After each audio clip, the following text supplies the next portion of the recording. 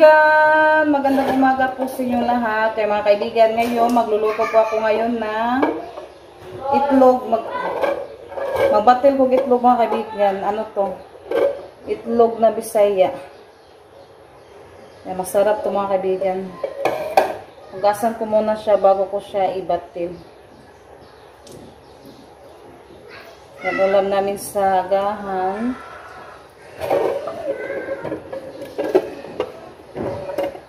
Tapos ang dito pala natulog si Camille. Nanood sila ng TV.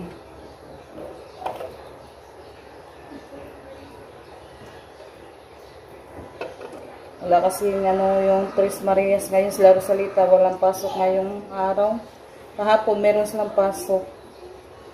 Sila Ate Janet, wala. Ayan, nandito si Camille. Nag-ano sa mga ate niya, naglalaro sila.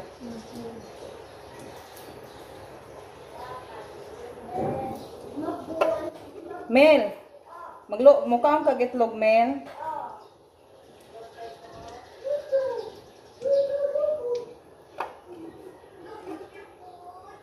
Naghanap siya ng corned beef mga kaibigan. Yung corned beef namin naubos na. Kaya sabi ko sa kanya, mag-ano na lang tayo ng scramble ng itlog. Kaya nagpaano ko ni Junjun. Kasi may iba kasi na nangingitlog mga kaibigan, yung ibang manok.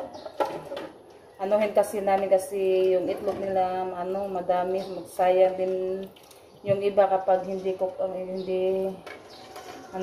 kunin kasi maano lang siya, mabaho. Binugok mga kaibigan daw, kaya magtira lang si Junjun ng para sa inahing manok kapag lumlum na ba. Yan, magbatil na ako sa itlog. Minsan yung iba hindi kasi mga kaibigan, mapusa ba kapag masubra na kapag madami na. Kaya maghuha muna ako ng kawali para magsimulan ako sa pagluto.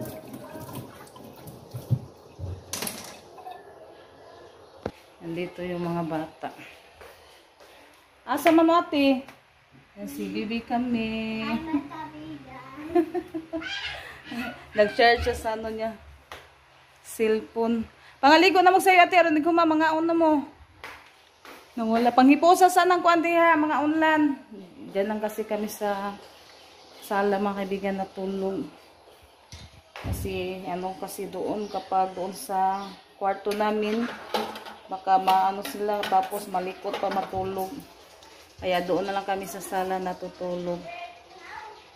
Yan, maraming salamat po sa lahat na nanonood sa mga vlog namin. Thank you so much po sa inyo kaibigan. Lutuan ko po yung Four Marias na ulam, yung itlog, kasi ito po yung paborito nila. Yung itlog. Ano ko lang to, i-slice kapag naluto na.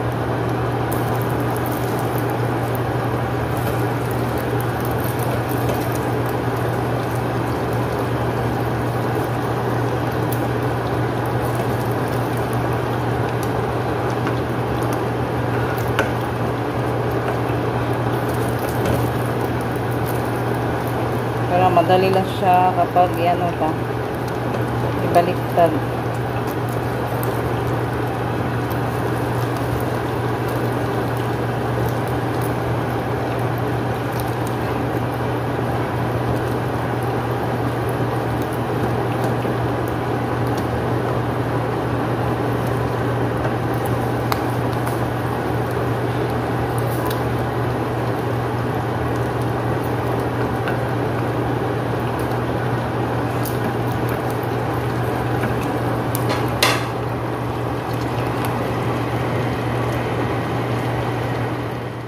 Kakain na po sila.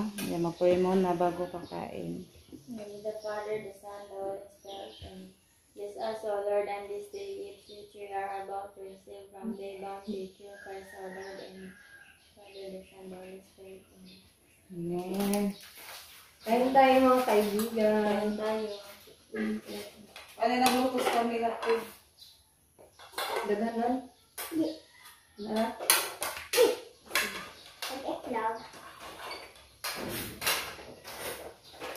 Nakain tayo. Ikaw daghan be, ang tamok be. Kaon ka na eh. Ang kwago ng lawas, be. Iyo kung saan. Sige, init ha. Mapasin na. Bantay ka din eh. Kain tayo mga kaibigan. Gusto na yung may pakainit na.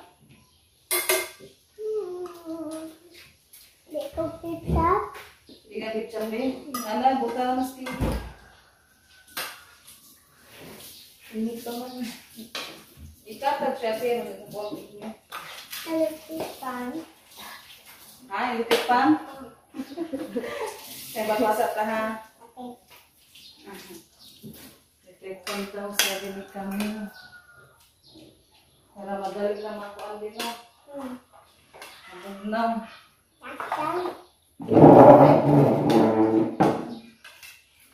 Electric pan. Para dali ka mabugnaw ang di ka. Steady lang.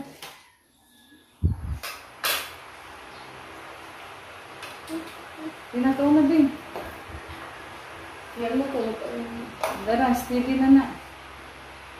Hindi na init din. Hindi na init.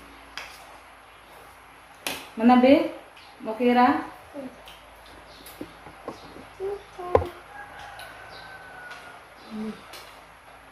Yan, tapos na kami kumain ng kaibigan. Kasi may ano pa kasi, utan ba? Kaya utan yung ano namin. Tapos nag-ano din kami kaninang umaga na paunog ka ng tinapay. Kumain ng tinapay tapos gatas.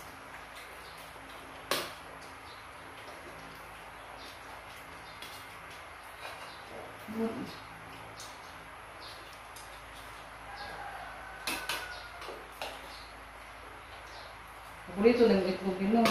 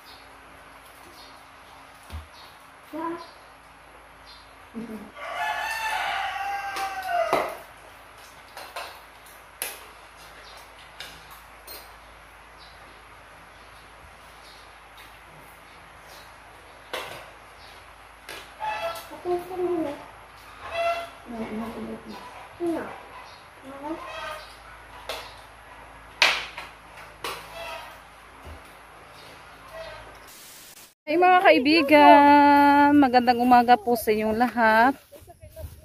Yan mga kaibigan, ngayon, ay kanina pala, pumunta si Lily doon sa bahay.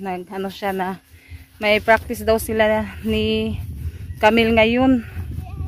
Kaya, pinuntahan siya kasi punta daw sila doon sa paaralan. Tapos sabi niya, si Tita Eva lang daw yung mag-ano niya sama, kaya ako na lang po yung sumama kay Camille mga kaibigan. Yan si Lilith. Si Lilith umuwi na lang kasi sabi ni Camille, Tita Eva lang daw yung maghatid. Kaya sumama din yung mga ate niya. Na Gusto ay, niya, sabi, maglakad lang siya. maglakad lang daw sabi niya. Kaya naglalakad na lang kami, magpahatid sana kami ni Junjun. May mga payong naman kami. Dali na, Yan, samahan niyo po kami mga kaibigan, punta sa sa paaralan nila ni Camille. Kasi ano nila ngayon practice. Yan, gusto niya yung mga ate niya. Hindi pa umuwi doon sa ano nila mga kaibigan tayo, pero tapos na yung kumain. Nag-ano naman kami ni Camilo kagabi, yung sila Ate Renalyn at si Rosalita na punta doon. sa bahay nila Camilo, nagpaalam kami na doon maano daw si Camille matulog. Yan. Yung gumising nga siya mga kaibigan kaninang umaga, tapos sabi ni Ate Rinalyn, good morning. Tapos sabi niya, good morning din ate. Nagako sila mga kaibigan ba. Sobrang sweet talaga ni Camille. Nagpaano siya sa ate niya, nagpalambing.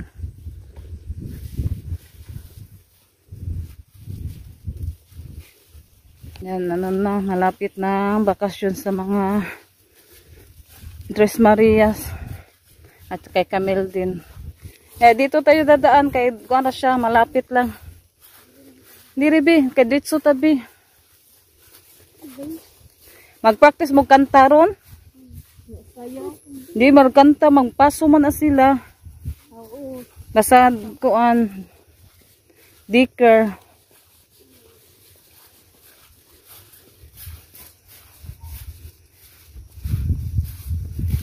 Yung sinot ni Camille, yung hindi nakasya sa Tres Marias, nakasya na ni at Camille. Yan yung kulay blue na short. Sayal. Ay, sayal pala. Akala ko, marag naman na short ati. Mau gani, nakakuha na short. Yan yung sinot ni Rinalyn naman, yung binigay ni Lilith. Dress. Nakasya lang din ni Ate Rinalyn. Yan yung mga gamit ni Camille.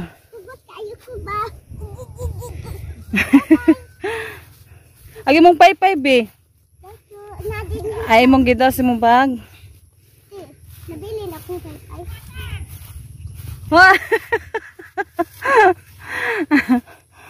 Magkuhan ko numiani ka mag-practice. Ha? Nagsugod na? Nawahin na din. Dito na kami sa basketballan. Nagsimula naman, Debbie. Kasi kami. Simula na yung mga kaibigan, mag-pray muna. Yan, dito muna si Camille mga kaibigan, umupo. Yan, naayos ko muna yung buhok niya. Tayo muna si Camille. Dito lang siya kasi nahiya sa classmate niya. Magkuhan ko nung magbayang bing.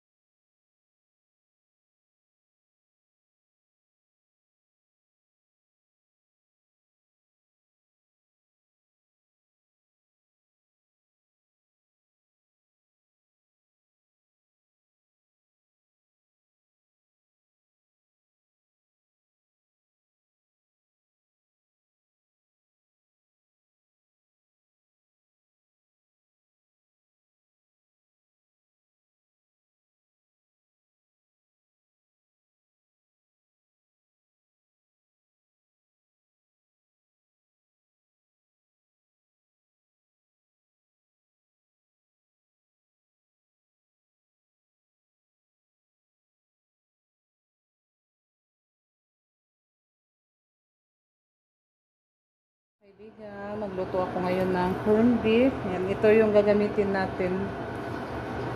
Yan.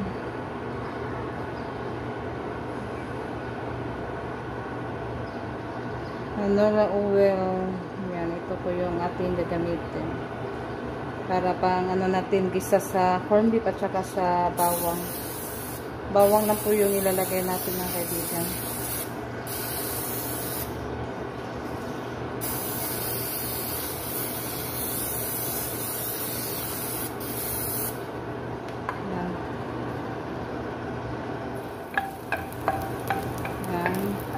Bawang lang po yung ilalagay natin.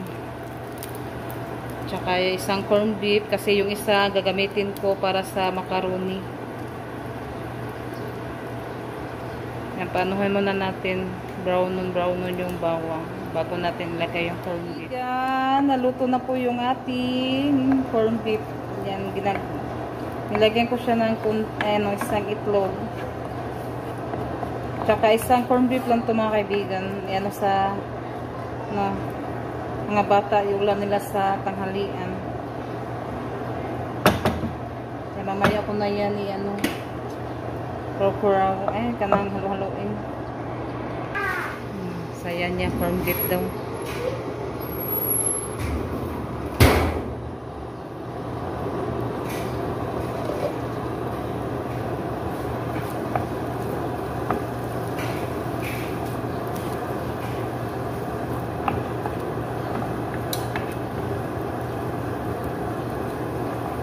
Yan, natimplahan ko na po ito.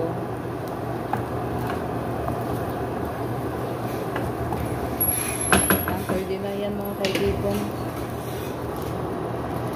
Yung ating corned beef. Yan, kakain na po yung mga kaibigan, 4 Marias.